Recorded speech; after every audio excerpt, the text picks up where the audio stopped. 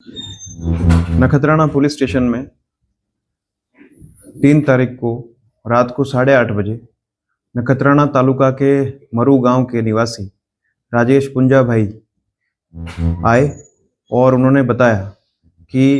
उनका जो भाई है रमेश पुंजा भाई, वो एक दिन पहले यानी कि 2 दिसंबर को रात को 9 बजे के आसपास ये कहकर घर से निकला कि वो अपने मित्रों के साथ बैठने के लिए जा रहा है, और तब से अब तक यानी कि उस बात को 20 घंटे हो गए थे, लौटा नहीं है। तुरंत इसकी नोंद लेते हुए नखत्राणा पुलिस स्टेशन में नखत्राणा पुलिस की टीम के द्वारा इस मामले को गंभीर मामला समझते हुए गुम नोंद रजिस्टर की गई, चाणक्य रजिस्टर की गई, और उसके पश्चात उसकी शोध खोल के प्रयास शुरू हुए। प्रयासों के दौरान गांव में जो रमेश पुंजा भाई है, जो गुम थनार व्यक्ति था, उसके मित्रों के साथ, अन्य लोगों के साथ संबंधों की तपास की गई। ह्यूमन सोर्सेस के थ्रू, ह्यूमन इंटेलिजेंस के थ्रू और टेक्निकल इंटेलिजेंस के थ्रू लगातार प्रयास किए गए, और लगातार प्रयास करने का परिणाम हमें प्राप्त हुआ, जानकारी प्राप्त हुई। लगातार इंट्रोगेशन करने के कारण रमेश पुंजा भाई का मित्र, जिनसे रमेश का मोबाइल फोन भी रिकवर नखत्राणा पुलिस ने किया, उसने वारंवार इंट्रोगेशन के पश्चात एक कबूलनामा प्रस्तुत किया, जिसके अनुसार किशोर और रमेश, ये दोनों के बीच में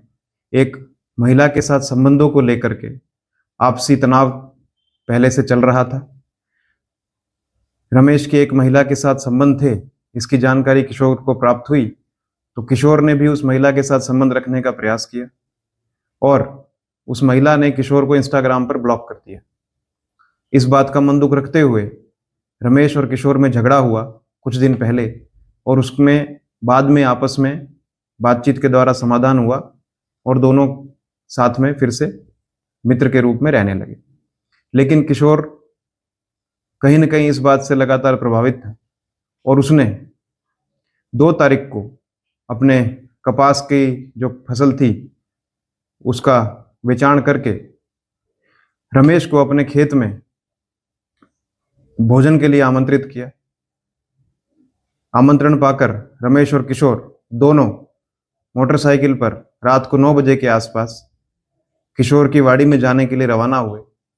और रास्ते में उनको विनय उर्फे सुमित, जो मरुगाई निवासी है, वो भी उनका मित्र है, वो मिला, और उसको भी वो अपने साथ में वाड़ी पर ले गए।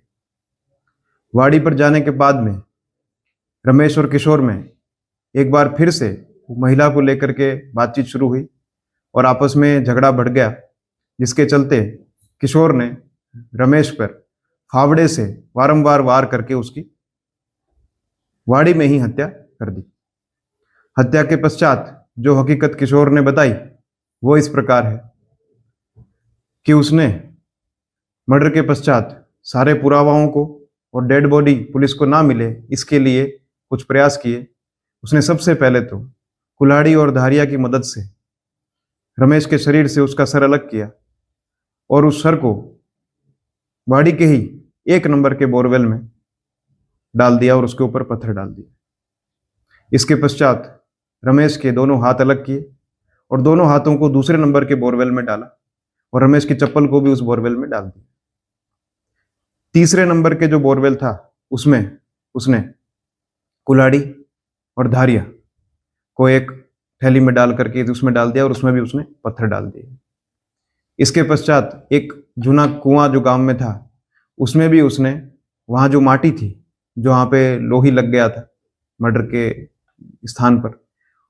उस लोहे मतलब जो खून था वहां पे, वो खून से भरी मिट्टी को एक बैग में डाल करके वो जूने कुएं में उस बैग के साथ उसको डाल दिया, ताकि पुलिस को भविष्य में पुरावा ना मिल सके। इसके अलावा उसने जो रमेश का शरीर था उसको वाड़ी में ही 174 सेंटीमीटर लंबाई का और लगभग 2 से 2.5 फीट की गहराई का गड्ढा खोद करके उसमें प्लास्टिक की थैली में डाल करके उसमें माटी डाल दी, इसके पश्चात रमेश ने, जब पुलिस 3 तारीख को रजिस्टर करने के बाद 4 तारीख को लगातार उसको ढूंढने का प्रयास कर रही थी रमेश को, तो किशोर ने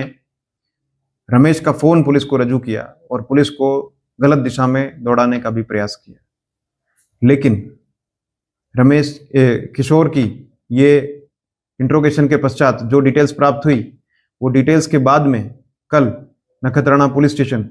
जो लोकेशंस किशोर ने बताई थी उसकी वाड़ी में गई और वहां पर जाकर के सभी बोरवेल से और ये प्लेस ऑफ ऑफेंस से रमेश का धड़ भी बरामद किया है। बोरवेल से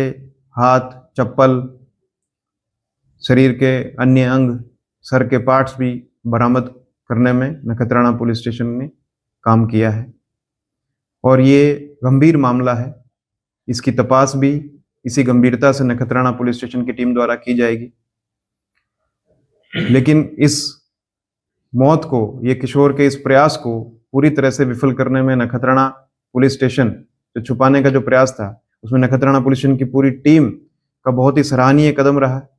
एक गुम नोंद को इतना सीरियसली लेते हुए नखत्राणा पुलिस स्टेशन की पूरी टीम ने जिस तरह से कुछ ही दिनों में एक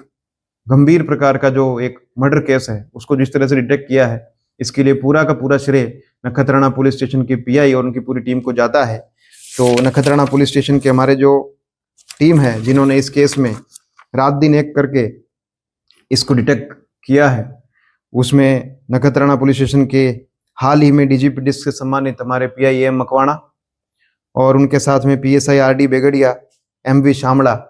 ASI Pinkraj Singh Solanki, Virendra Singh Jadeja, Jayanti bhai Majhi Rana, police head constable Dilip bhai Damor, Mohan bhai Ayar, Narendra Singh Soda, police constable Mukesh bhai Modi, कुंपा भाई चौधरी तथा दामजी भाई जेपार, ये सभी को इस डिटेक्शन का पूरा पूरा क्रेडिट जाता है। मामले की जांच जारी है। हमारी टीम सभी वैज्ञानिक पुरावाओं को वैज्ञानिक तरीके से